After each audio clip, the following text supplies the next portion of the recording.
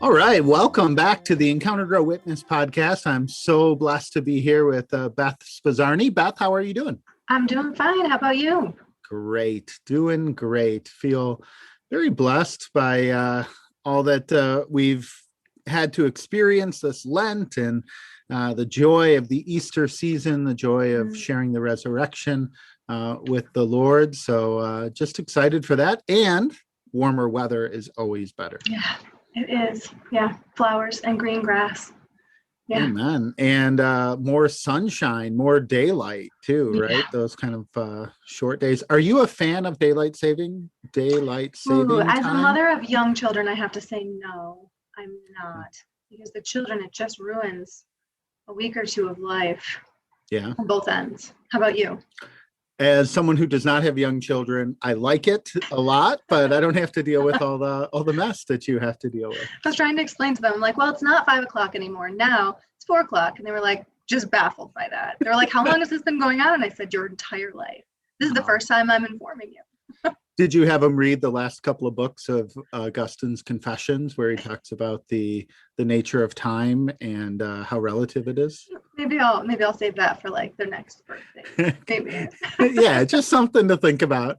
Again, yeah. Your kids are 4 years old. I'll put it on their reading list. 4, 6, and 8. 8-year-old, he might be ready. Yeah, it's kind of stretch them, right? Stretch their.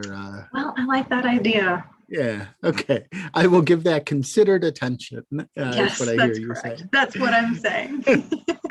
Well, kind of being on the backside of Lent here, we were talking, it might be fun to just grade our Lents, grade how you did this Lent. And so I think, as someone who is fighting against grade inflation, where everyone gets an A and everyone gets an A- if you don't get an A, I think my Lent was just okay. I'm going to give it a C+. I did spend more time. I did spend more time in prayer. And I did, I talked about not going out to eat during Lent. I did better than I would normally do when it isn't Lent, but I didn't do great. I cheated a number of times when I found an excuse for something else. And so, I would say I got a C+ this Lent. Not fantastic, but I don't think it was an abject failure. So, that's where I'm going to go. You're a tough grader. What's that? I bet you're a tough grader, huh? I am. Yeah, I think so. Insert rant here about grade inflation. I think it's a real problem. It's, the number one problem in America right now is grade inflation. Number one. Absolutely. Yeah. I can't think of anything else that would be relevant what more could be a problem? No, right. I can't think of anything. Yeah. No. Seminary, be warned. So a C+ is how I'm going to give my Lent. All right. Beth? Okay. Well, I'm going to give myself a different grade, but different graders, right? So I would give myself a B. Okay. So the fail was with the kids, we had planned to read a piece of scripture every night and that a sticker, we're going to put it on it for every single day. And you know what I found? I don't like having something to do during dinner aside from eat and make sure other people can eat. So that was kind of a fail. I think we hit it maybe half of the time. But the other main thing we were doing was trying to cut down on our grocery bill. Yeah. Which did kind of lean into our natural frugality. So that was helpful. But what was neat is there was a real solidarity with the poor, right? I go to the pantry and no, there isn't that. Okay, so there isn't that. So we have to come up with something else. So some of the dinners were creative and bummerish, but some of them were great, right? There was still food. It just wasn't maybe what you wanted. But then what was cool is every single week, whatever we didn't spend, we then picked a charity and actually donated it, right? So that was super compelling. So then when I go and I'm like, why aren't there any snacks that I want to eat? I know why. Look at this is like A+ kind of stuff, and I'm the hard didn't grade. Happen. The other part didn't happen, and that decade of the rosary didn't always happen either. But don't tell anyone. Was there any meal that frugality demanded that will live on past Lent, or were they all like, hey, we got through this, we're never going to do the lima bean and gravy salad? So we had an extra turkey we baked, but I bought an extra turkey. I got this turkey for $4 in November. So it was just hanging out. So for the first Sunday of Lent, we cooked a turkey. Kids were a little confused. They were like, is there pie?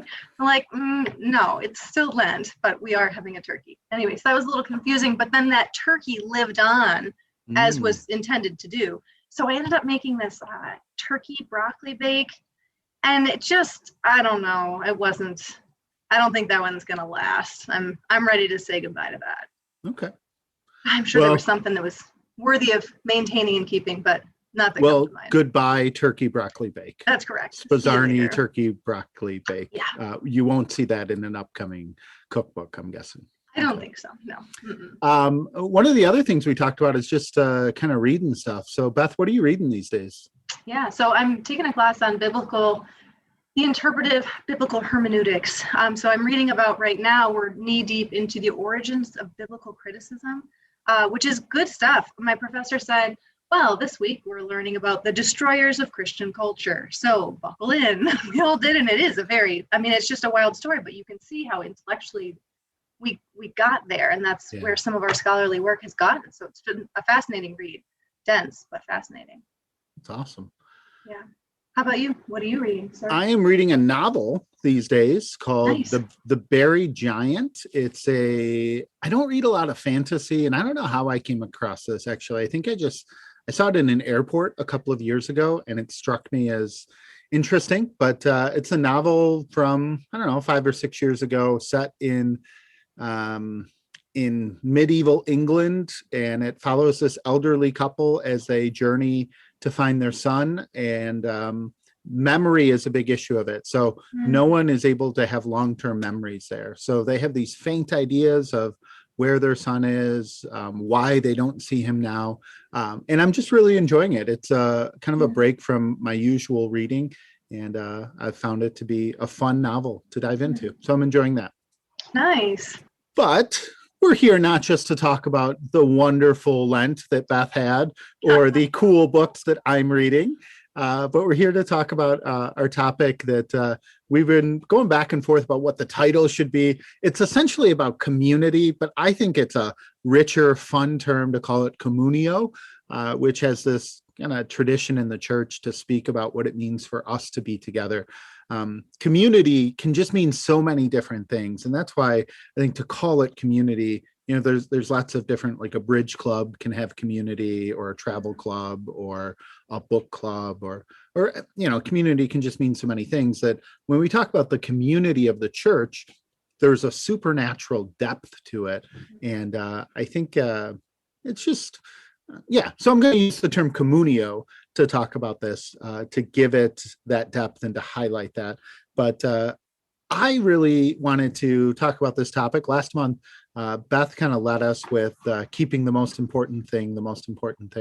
But I thought community and communio is so important because we're hopefully coming out of, you keep using this term, the great pause. Is that right? Yeah, well, it came from your your parish day of renewal. It was the speaker, who she shared that, Stans. Yeah, Julianne Stans. Thank you. Yeah, she shared that. Yeah, the great pause. Yeah, where our lives just stopped being what they normally were and stopped being how we live them. And I think one of the things that suffered a lot in that was friendship, relationship. We see that in mental health too, the way we're made not to be isolated. In the Garden of Eden, the Lord says about Adam, it's not good for man to be alone. That's not just in a marital way, but that's in a way that we're made to be in communion with each other, to share our lives with other people. Let's just talk for a minute about the time during the pandemic. I live here at Sacred Heart Seminary, and all the seminarians went home, but there were like 7 or 8 priests who stayed here. And it was, in my mind, probably a blessing that lots of other people didn't experience. I talked with a lot of people who lived on their own. And so it was very isolating. For us, it was challenging and difficult and a new way to live our lives, but we got to be together, and we got to share a meal, watch a movie together, pray together, share our lives together. Beth, what was it like, for your family or your pod, as some people talk about it, during the time of the pandemic? Yeah, I think it was challenging. I think not being in relationship with people, or being in relationship with people that's only transactional, is real challenging. So like, there's lots of things I'm working on or whatever that, but then not having those human relationships, the contact, just wasting time with each other, talking, none of that really happened. We didn't talk to the neighbors. Nothing. So it's just us and our kids. And, it was very isolating, I think. And definitely, I think less so than like those who live alone, right? Yeah. We were, with our kids. So that's great. But then it's a different kind of stretching to be with your kids and still have professional responsibilities and ministry things and, all of that. But I mean, I think isolation was a problem even well before this, but I think this exacerbated where we were, There was a study in 2017 in Vancouver that found that loneliness and social isolation was the greatest challenge facing our large cities. And that more than poverty, more than affordable housing, more than jobs, more than any of those things, more was the than social grade isolation. inflation. Yeah. More than grade inflation, even. Okay. Yeah. Yeah. Grade Sorry. inflation. Look at you. Yeah. I'm like, is that a civic thing I'm not aware of? Like grading the water level. No. Yeah. More than grade inflation. Not to make light of it, but it is to say, like, we're, our humanity is meant to be shared with each other. And so Mother Teresa talked about this. The greatest poverty people have is not physical poverty, but it's not having love. It's not being loved and loving other people. Yeah. Even before we talk about it in a faith-based way, to talk about it in our humanity, right? We're not made to live in isolation. That does challenging things to us, and it just makes us less human. You talked about that study from Vancouver. I know there were studies, especially about young people, young adults, the rates of thinking about suicide, thinking about harming themselves, and actually doing it increased significantly during the pandemic, because people didn't have that sense of community that they were used to. They didn't have that kind of check. And I think you're right. We see this long before the pandemic. Even a few years ago, I had jury duty. And when you're waiting in jury duty, the Frank Murphy Hall of Justice here in Detroit, there is you can't bring your phone in there. Yeah. And can you talk? You can talk with each other, but it's this weird, like, it was very weird to me, because very few other settings are you with just all these strangers and no one has a phone. And so these little pockets of conversation start up, and it's actually beautiful, right? Because you don't have what I would say kind of the crutch to go back to your phone and just kind of hide out on that. So our humanity is made to be with other people, and there's a way that's really beautiful and we need it. There's also a way that costs something, because to enter into community means I have to be vulnerable. I have to kind of be willing to not know what to do, and to get to know someone and to let someone into my life. But it's crucial. It's crucial for happiness. It's crucial for our growth as men and women, and all the more so as Catholics, because God came down to dwell among us. He came to enter into our community, and he wants to share his communion with us. I've done a few conversations with people about live stream masses and when's the right time to come back. It is categorically different to be in person than to watch it on TV or through the internet, because the sacraments are meant to be related to us interpersonally, right? Like, there's a huge difference when I'm with someone else and someone says the body of Christ to me and gives me the Eucharist, or someone smiles at me, or I'm anointed, or I hear the words of absolution in person, versus just being in a screen. Do you see this in your own ministry or working with people at Shrine there? Yeah, absolutely. I mean, just going to Mass. I remember when we first started out the live streams, and, we tried to make the space at home holy, and, but when it ended, the screen just went black. And it was like the priest walked out and it was unplugged. There wasn't like another screen after, or like a thanks so much, or, it just was over, and it was just such an isolating reality to be like, I'm watching Mass, I'm not receiving the Eucharist, I can't see anyone, I'm not seen. And it was just very, and then coming back, I agree, it's just night and day, right? But, I was reflecting on that bit in Unleash the Gospel in the section on communion. God relates to his people not as isolated individuals, but as a people, a family, united with one another in deep bonds of love. Like, we are a people, and even if Even if community in our churches is still a work in progress, like just being seen by others, being seen and seeing others. And like, I look around and I see my family. That's what I always tell my kids. We're going to pray with our family. As we were having masses come back, I think one of the, we're all trying to figure out how to do this, but I think one of the things that didn't work was the systematic dismissal of people, either after communion or to say, like, you have to leave pew by pew and don't talk to anyone and just go back to your car, right? Like, we were all figuring it out. So this isn't to cast blame on any parish that did that. But I just heard from so many people, like, it wasn't the same experience. It's not the same as seeing each other. Or, when you talked about shutting the screen off, that's what I thought we were kind of like recreating that at church when, as soon as you receive communion, you need to leave, get in your car and go home. Yeah. It was like that in-person way of shutting the screen off, because there's so much of the kind of buttressing of the sacred that happens at church with the human fraternity, the human community we have by seeing each other as we come in or as we leave, and just even that small talk. And yet, I agree. And we also, I've seen signs in all the churches, don't congregate afterwards, you have to clean space and, stop the spread, all of that. And, here's a scary thought, like, let's say there was no COVID. Would it be necessary to put that sign up? I don't know. Like, we're already doing that. Yeah. What percent of our mass goers even are really stopping and talking or known by someone else there? I don't know. I think it's a real area of growth for us that, people leave early so that they don't have to wait for other people at the door, I don't know.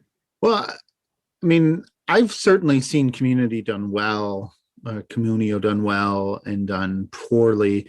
Any thought, like, let's talk about that for a little bit. Have you seen it done well? Do you have an example of where this kind of building up of Christian community has worked well? Yeah. Lots of things came to mind as I was really reflecting on that question. And I think the one that really stood out to me a number of years ago, I was coordinating small groups at our parish that we were starting for Lent. And we had done it one year and, really invited the whole parish and had a good response. And then the second year I was responsible. And so we were launching it. And there was one woman who signed up who was a young mother. And she's like, I'd love to be in a group with other young mothers. And I was like, young mothers? You're never going to get a group of young mothers. Like, they don't have any time. When would they even do it? If they're working, it seemed impossible. Well, I just started reaching out to a few. And pretty soon there were 8 or 9 of us, and we met for years, and it was incredible. And one towards the tail end of it, I invited. We were talking about, like, wouldn't it be great if we got our whole families together? Because the women, we all knew each other, but the husbands didn't, the children didn't. So I was like, oh yeah, of course we should. No problem, I'll host. Well, there were 38 people. Once you have the whole, and nearly 20 of them were under the age of 10.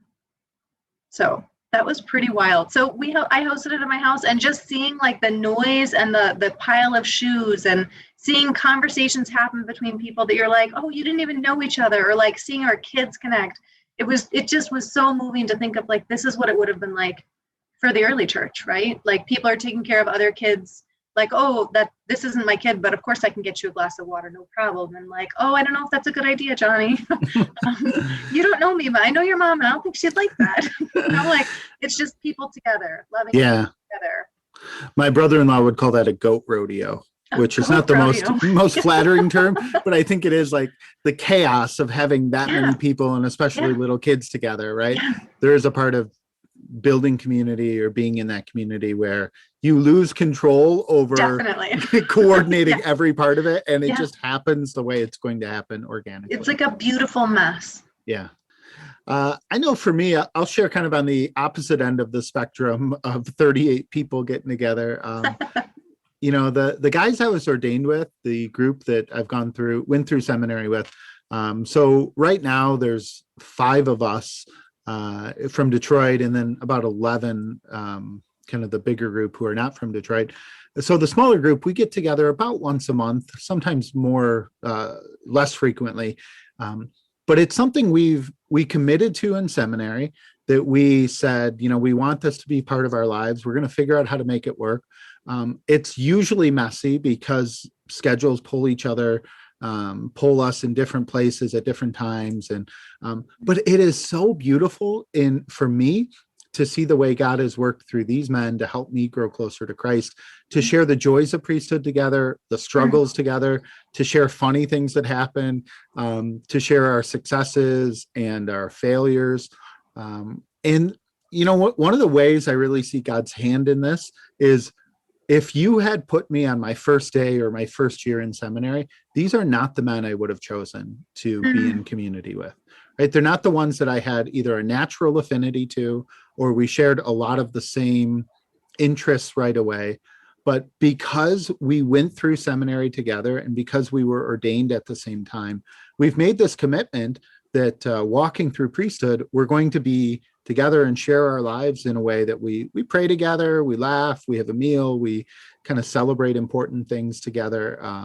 And that has been such a surprising blessing in my life, that it's not a community, it's a community that at times I was like, okay, well, this is what a good priest should do, so I'll do it, rather than this is going to feed me, right? Like kind of obligation, a sense of obligation, but leaning into it, realizing that God has done awesome things through it and has strengthened me as a priest. It's not just something like I'm here for all of you schmucks, you know, to help you, but that God is pouring into me through them in a way that I would not have anticipated.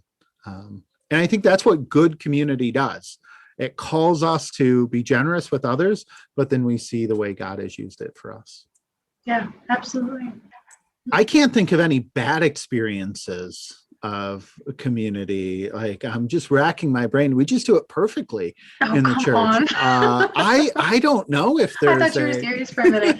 I'm like, okay, wow, that's what a beautiful, like, amazing. No, but what would be an area? Let's not say growth area. Let's not be so like polite about it. But things just we don't do well that you or I have experienced as a problem. Yeah, well, I think for me, what comes to mind was I was an undergrad. I'd been really involved in a Protestant group on campus, just doing a lot of evangelism. And, you know, I'd been involved with it for many years. I was a leader in it. And it finally came to a point where they wanted me to teach something I didn't believe in. I'd never had to do that before. And I told them, you know, no, I could do all this other stuff, but can't we just leave that out? And they're like, no. And so I really prayed about it. And I felt like, okay, then like, here's the line in the sand, you know? And so I had to leave, and I was living with all my friends, everybody I knew, my whole world really was friends from this group. And so, you know, I just felt led that like, that's it. It's, you know, the Lord's calling me somewhere else then, you know? And so I left and I found another group on campus it wasn't a Catholic church, but it was a ministry that was really more Catholic friendly. And, you know, I knew a lot of good Catholics were involved. So I went there and, you know, I gave it 3 tries, and, you know, what I experienced was cliquishness, indifference to my presence. No one even spoke to me. I mean, I would come in and like, it gets awkward. Like when people are standing around and you're clearly not a part of the conversation, you know? And so, I mean, I gave it 3 tries. I really wanted to try to make it work, and I just couldn't. And I was really heartbroken about, you know, how hard I had been trying in this other group to like welcome people and like value everyone that walks in, no matter who they are, where they come from, or what their story might be, you know. And anyway, so that's really all I can, so I ended up finding community elsewhere, you know. I had to build it somewhere else. But I think, you know, a lot of the things that, even though that experience for me wasn't in a Catholic church, I think a lot of what happened there wouldn't happen somewhere else, you know, like, sure. I mean, I've seen people come into Catholic events or, you know, big things we're having or whatever, where, you know, people step in and then there's a cliquishness, right? People look around and like, oh, I don't know that person, so I can't go talk to them. Or I'm not responsible for welcoming them. Maybe the leader of the event should go and do that, you know? Well, I think there's one way that happens too is, you know, part of the cliquishness is we know how to do things. We know when to do it, how to do it. And when new people come, especially to Mass, they just don't know what to do sometimes. Now, it could be the particulars of our parish, like they don't know this is a little thing we do here. But it could also be someone just doesn't know how to act at church. There's a story I've shared a couple of times that I love. I was at a parish once, and I remember seeing this guy like 3 pews back, both arms, like it was the summer, he had short sleeves on, both arms were all tatted up, right? Nice. Tats up and down, Mountain Dew bottle in his hand and ball cap on. in church, Nice. in mass. Mountain And I was Dew. like, Okay. yeah, he had it. I was like, Yeah. what is this dude doing here? What is this guy here? Right. And I remember thinking, like, going through, like, man, why is he here? Doesn't he know what to do? And then it No, hit me, he this doesn't. sense of Yeah. conviction. Like, how would he know what to do if no one has kind of like Yeah. walked him through? And praise Yeah. God that he's here. So Yeah. instead of me in my heart judging or kind of giving this whole rationale of, all the things I see that he's doing wrong, like, God is so happy he's here. And we need to help him, like, know how to be at mass, but that's got to be done out of a place of love and not out of a place of, you're ruining our community, Yeah, you're let me ruining fix our you. space. Oh, yeah. And I think Yeah. that can be a real problem, welcoming outsiders. Yeah, at I think it was mass. Father James Mallon who said, unless there are a handful of F-bombs being dropped in the vestibules before and after masses, we probably aren't doing community right. Yeah. Isn't that like a wildly paradigm shifting statement? But like, it's true, right? Who belongs? Right. Who belongs in our churches? Who belongs in this community? Well, who are our churches for? They're for Yeah. not just the perfectly initiated. Yeah. Who show up dressed Yeah. nicely on time and aren't irritating. Who among us could remain? People who have all the social cues that make life convenient and comfortable for me. That is such a non-Christian concept of community. Yeah. And I know I buy into it with, cultural forces or my own convenience or laziness. So. Did you want to touch on community in our ministry, or should we jump into practicals? Well, well, let's take a minute to talk about it. Yeah. In ministry, I've seen it work well, especially with men when they're doing things together, when there's an activity to do together. So, just my limited experience, women are much better at just being together and sharing life together and talking. Men often have to do things together. There's got to be some like excuse for it. And I think of it as like, it's much more of a bank shot to build community among men. Like, hey, we need help doing these things. And while we're doing that together, we build up community. So I think for building up community with men, having a project for them to do together is one of the most helpful things. Does that make sense? Have you seen that? Or oh gosh, yeah. I used to, when I was doing youth ministry, I'd give the small group leaders the list of questions, and I'd be like, okay, women, like, you're leading girls groups, like, here's the list of questions. Hey guys, you're leading the guys group, so if you could just read these questions, and then can you just tell them, like, I need all of this stuff moved? If you could just move all this stuff over there. I don't really need it moved, but I think it will help your small group. Like, are you serious? I'm like, I am. Yes, please move it. They're like, okay. So they would have to just have the questions in their head and then take them out, and then, the guys were able to engage. So I think that's brilliant. I think that's How great. about for you? Yeah, I mean, I think in ministry, I think events that are community generators, I think in some ways are surprising. And maybe this is only my experience, but I think we tend to have like a lot of different groups that are very pointed with a specific end. Like, we're this group, we're this ministry, and we do this at this time. But to have like bigger events or bigger ways that we can generate community where people can experience belonging before maybe they're all there on the belief, and definitely before they're all there on the behaving. I think the more we can create spaces for those conversations to happen. I mean, again, like coffee and donuts, I think historically, I don't know what it was historically. I haven't seen it. When I was growing up, I didn't see it be like this incredible, like, utopia for community and relationships. But I think with the proper people there, with the proper mindset, it really can be, right? I was doing one, and there was a man sitting at one table all by himself, and you can see all the cliques happening around, and you're like, I wonder if anyone's going to do anything, and I want to do it, but I'm also already talking to this person I'm talking to now was also alone, so like, anyway, and then you just see the people who step over and start the conversation. And these are the people we need to we need to raise up more people like that, I think, for all of our events, so that people can be known. Yeah. The idea of community is for us to be fed, that we want people to have community so that they can grow, but to get out of everything in church being a consumer mentality. And so to say that, okay, while you're being fed, you also have to have eyes and ears to see who's in need, who you need to help out there. And whether it's, someone because of whatever social skills, kind of puts them on the outside, or they're new, or who, pick whatever reason, we can see someone as, maybe not the person that you would most want to reach out to talk to, but to have the heart of Christ is to say, okay, I'm here not just for me, but I'm here so that God can use me. Yeah. Lead us, Beth, the star of the podcast. What nonsense. All right. Lead kindly, Beth. As we get into like practical applications, right? Like, what does it look like in your life, Father Steve? Or like, what would you encourage others? Like, what does it look like to live this out personally? Yeah, I think there's a couple of criteria I would set for community, for real, authentic Christian communio. The first would be that we have the same goal.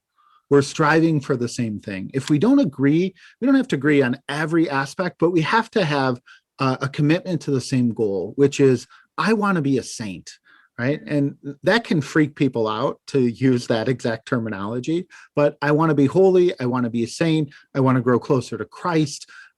For me, the easiest way to say it is, I want to be a saint. I want to give my life to the Lord. I want him to use me. And I know that's hard, and I need help to do it. So to commit to the same goal, whether it's a small group that you're forming, or whether it's a whole parish, to say, what's the point of this parish? It's being committed to being saints. We want to be saints here. And then the second way that community forms with that same goal is people are willing to be vulnerable. I have to be vulnerable. And, this is a word that can mean 1,000 different things, right? I don't have to be this kind of pouring out every bad thing I've done in my life. I don't have to be a completely open book, or, there's an SNL skit from a number of years ago, Debbie Downer, where she's like always sharing like the worst part of her life in every conversation. Like, that's not what it means to be vulnerable. To be vulnerable means I'm honest about how I'm doing in my spiritual life and the challenges, as well as the successes, right? Like sometimes we stink at talking about our successes as well. But for community, personally, I think we need a commitment to the same goal, and then we need to be vulnerable with each other. Those are the criteria I think are essential for building community.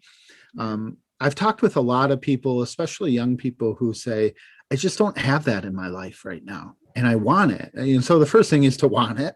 And then I would say 3 easy steps to going forward is pray that God brings you people to help you do this.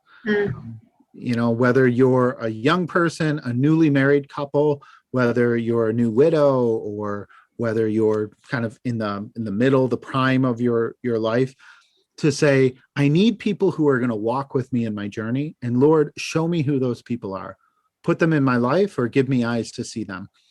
So we need to pray for it. We need to seek them out. So put ourselves in the situation where we'll find them, right? So if I say, I really want community in my life, and then I come to mass late and I leave early, and I, intentionally avoid everyone.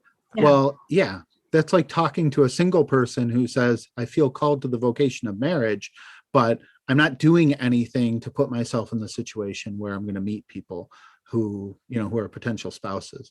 And then the third would be to take the first step. So pray for God to give you the opportunity, put yourself in the situation where you're with like-minded people, and then take the first step. And usually that's an invitation to say, hey, my name is Steve, and I don't think I've met you before. What's your name? Or, to take a little bit of a leap into the conversation so that you can help build that community. So for the personal application of this, to pray, to seek and put yourself in the situation, and then take the first step. I think that's the application for our personal lives, but our audience here is really people who work in the church too. So any ministerial application you'd have for leaders in the church, Beth? I think especially as we're coming out of COVID, I think maybe this is an opportunity for us to be renewed in community and to invest ourselves more in creating community. So I think a big part of that ministerially is just creating an environment in our parishes where people are acknowledged and received, where people are not anonymous. You know, I can't go to the grocery store without a human being standing there, acknowledging my presence and at least expressing verbally that they're in some way pleased that I've come. Yeah. I mean, I've been a regular at some grocery stores and they'll ask me like, oh, where are your kids today? Oh, where's your daughter today? Like, these are just people at the grocery store, right? And yet I come to Mass, and so many churches, so many people come to Mass, and my presence goes completely unacknowledged, unobserved, right? Whether I come or go or don't come or go, it appears to be a matter of indifference to the people of God. We know that's not the case, right? So how can we create an environment in which people are acknowledged and received? You know, and unleash the gospel. You were going to say something? Yeah, why do you think that is? Do you think it's because we, think introverts are smarter and holier people, and so we want to treat everyone like an introvert? Do you think it's because we're overworked and tired, or we don't have the skills, or we're scared? Any thoughts on why that I'm happens? sure partly we're scared. I'm sure now as Americans, individualism, we're not supposed to talk to each other anymore. It's considered rude. But I wonder if it's possible that our great reverence for the sacraments in some way has gotten us here, right? Our great reverence for the Eucharist, that we don't come to Mass to connect with people. We come for the Eucharist. And what a beautiful, powerful thing that is. But is it possible that there's more? I'm not saying the Eucharist isn't enough, but is it possible that in our humanity, Christ intended for us to have the Eucharist and a body of Christ around us and our brothers and sisters to walk with us through the joys and sorrows of life? Is it possible that needs to be something we rediscover in our modern individualistic moment? Yeah, it's the notion of the cross, right? That my life is a relationship with God in the what is that when it goes up? Vertical. That's what it's called. In the vertical dimension of the cross, that, the Mass is meant to relate me to God. And that's the primary end of the Mass, to worship God and to be sanctified by that. But that's not the only reason for the Mass, right? Like it's not just the me and God two-step, is what one of the priests at the seminary used to talk about.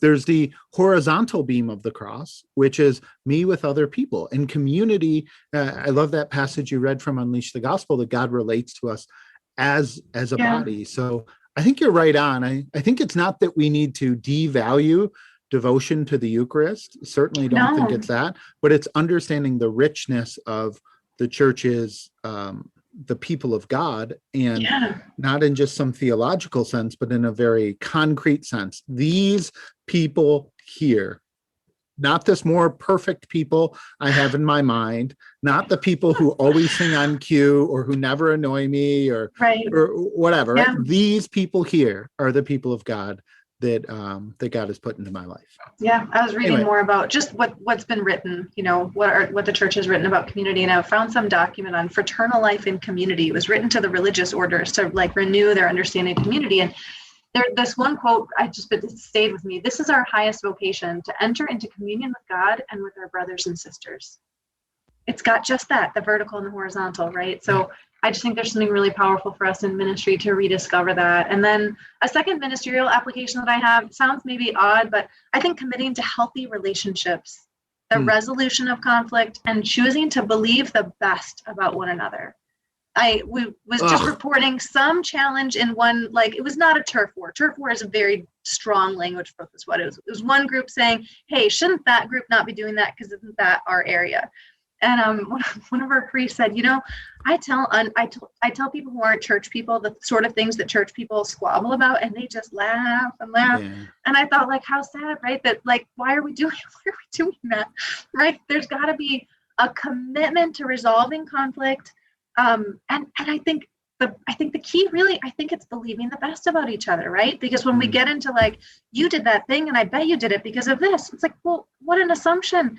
Maybe that's not what happened.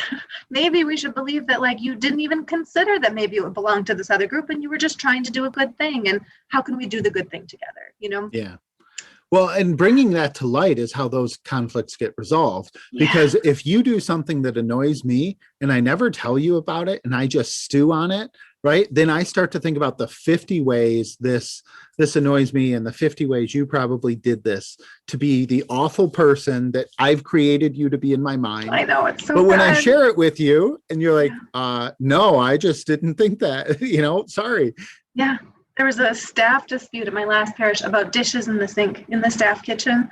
Now, it was just insane, and it just got so elevated. It was like, oh my goodness, are we arguing about plates? Oh, how did we get here?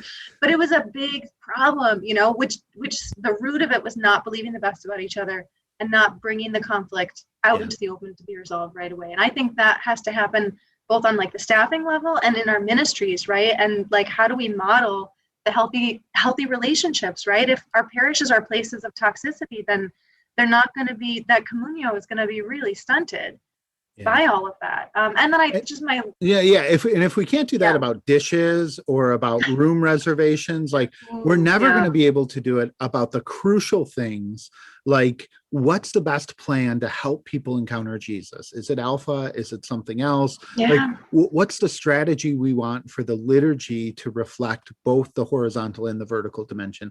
If we can't resolve the small things, then we're toast on the most important things. Yeah, because there's already a lack of trust to get to the important things. And I think just as a last application for ministerial, I think developing friend-making ministries, I've heard a lot of different parishes saying, oh, we just can't get volunteers for this, we can't get volunteers for that. And that can be the case, right? Maybe we have, our dreams are too big for the people we have right now, and that can happen. But I think also developing ministries in which people who participate make friends. Everybody wants to be a part of those kinds of ministries, so like we had something like that, we called it the great big potluck, and really everybody was there. Like it cost us nothing. Everybody was there, everybody helped. And people who came would maybe host a table and they would make friends. Young adults would come and make friends. Newlyweds would come and they would meet other newlywed couples and they would become friends, I think that sort of thing, it moves our parishes to be more of what we should be, to help people recognize that we are each other's keeper. We are responsible for each other. So how do we live that out? That's great. Friend-making ministries, opportunities that we're building friendship together. That's awesome. Let's talk about questions that we've been asked about this, about community. We're getting the timer count from Ron, our excellent producer. So telling us to keep it moving along. Keep it moving. We'll take a few of these before we wrap up here. The first one I want to ask you about is, how do people in ministry build friendships with each other without it being kind of a weird dynamic, or without there being an issue there as we build those friendships? I think it's really important to have some friends who are also living on mission, so that it's not just you. We were just talking the other day, a number of us, about accompaniment and how beautiful accompaniment is and how draining it is. One of our key staff was saying, that accompaniment is so beautiful, so profound, and it's a real sacrifice, right? To be available to everybody who needs you, and I was just thinking like, where are the people that are pouring into us in ministry, right? But it's because if we're all focused out, then we're not pouring into each other either, and you run out. So I think finding some people who are also on mission, who know the Lord, who love him, who love his church, who want others to come to know that, and walking with each other, I think that can be just amazing. I think the other key for just building relationships with other people, wherever they are in the journey, is just not to make any assumptions. Make no assumptions about where someone else is on their faith, and just accept where they are, and look for opportunities to encourage them. But I mean, just being on staff at a parish and making friends at the parish, here at other parishes, sometimes you'll make assumptions about someone, like, oh, I bet you're all in. I bet like I met you here, so I bet that means this and this and this. And maybe it does, maybe it doesn't, So making room for people to be who they are and love each other anyway. I remember we got to hang out a bit in Indianapolis two years ago now at NCYC, the National Catholic Youth Conference. Yeah. And that was just a great way to get to know you and some other people from around the Archdiocese in a setting that just leaves time for that kind of I don't know if accompaniment might be too strong, but just wasting time with each other, exactly. Right? Yeah, I was having breakfast, together. You sat down. I continued to eat my breakfast.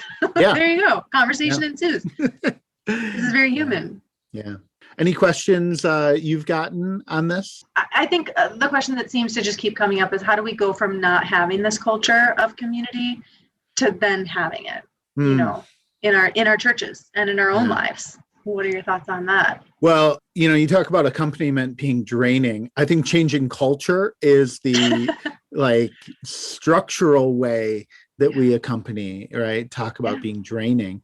To change the culture of an organization, whether that is the culture of a small group, the culture of a parish, the culture of an archdiocese or of a program. I mean, that doesn't just happen. I think a few of the ways we change this culture is by showing what we want it to be and why we want it to be that way, right? Like what we'll get out of it, what is the goal and why that goal is better, and then constant reinforcement. You know, when you talk about ministry, that we have to kind of challenge each other about the parts of not making assumptions and leaning into conflict. That's part of changing culture too, to call out behaviors when they're counter to what we want them to be.